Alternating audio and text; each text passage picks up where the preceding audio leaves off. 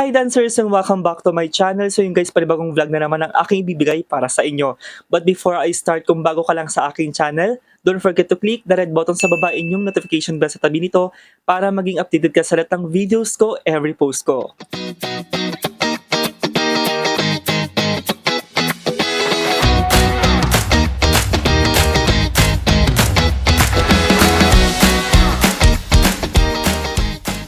Kung nagsisimula ka pa lang o bago ka pa lang sa pag-aaral ng salitang Ilocano o di naman kaya ay meron kang partner o jowa na Ilocano o Ilocana at gusto mo ring maintindihan ang aming dialect na Ilocano, this video ay perfect for you dahil dito ay ituturo ko sa inyo ang 10 basic action words and 10 basic adjective words. So ang una kong ituturo sa inyo ay ang 10 basic action words o salitang kilos. Una na nga sa ating listahan ay ang salitang takbo o sa English ay run, na sa Ilocano ay taray. Takbo, taray. Kaya pag sinabi nating tumakbo sa Ilocano ay agtaray. Tumakbo, agtaray. Pangalawa ay ang salitang linis o sa English ay clean, na sa Ilocano ay dalos. Linis, dalos. Kaya pag sinabi nating maglinis sa Ilocano ay agdalos.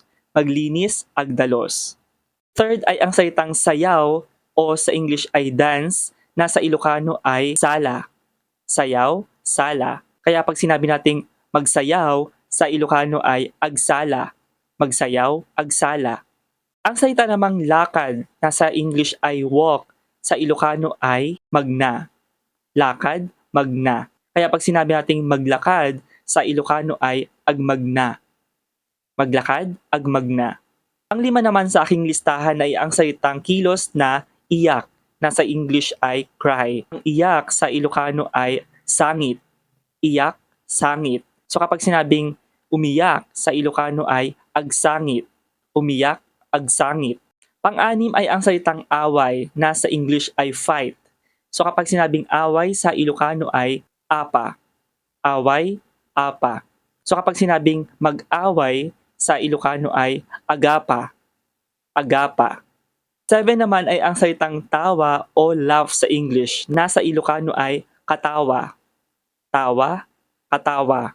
So kapag sinabing tumawa sa Ilocano ay agkatawa. Tumawa, agkatawa. Pangwalo ay ang salitang kilos na basa, na sa English ay read. So sa Ilocano ay basa. Kaya pag sinabing magbasa sa Ilocano ay agbasa. Magbasa, agbasa. Pang-9 naman ay ang salitang akyat, na sa English ay climb. So kapag sinabing akyat sa Ilocano ay kalayat. Akyat, kalayat. So kapag sinabing umakyat sa Ilocano ay agkalayat. Umakyat, agkalayat. At pang-10 ay ang salitang kilos na luto, na sa English ay cook. Same as sa Ilocano, luto. Kaya pag sinabing magluto sa Ilocano ay agluto. Agluto. Magluto, agluto. So guys, tapos na nga tayo sa 10 basic action words. So dumako naman tayo sa 10 adjective words o salitang pang-uri. Una na nga sa aking listahan ay ang salitang nagdi-describe na maganda, na sa English ay beautiful. Sa Ilocano ay napintas. Maganda, napintas. Of course, pangalawa ay ang salitang guwapo or handsome sa English, na sa Ilocano ay nataraki. Nataraki.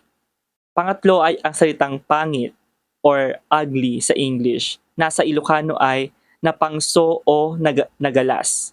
Napangso, nagalas.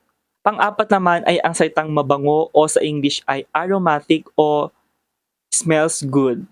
Yon. Nasa Ilocano ay nabanglo. Mabango, nabanglo. Of course, number 5 ay ang kabaliktaran ng mabango, ang salitang mabaho, nasa English ay smelly o not smell good. Ganon. Nasa Ilocano ay nabangsit. Mabaho, nabangsit.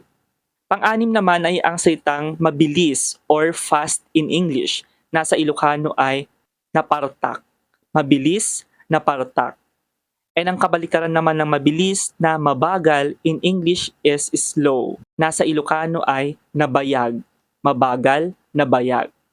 Number 8 ay ang salitang nagdi-describe na maputi or white sa English or light. Nasa Ilocano ay mapuraw or napuraw. maputi na puraw. Number 9 ay ang salitang maitim or dark in English. Nasa Ilocano ay nangisit. Maitim, nangisit. And number 10 ay ang salitang mainit or hot in English. Nasa Ilocano ay napudot. Mainit, napudot.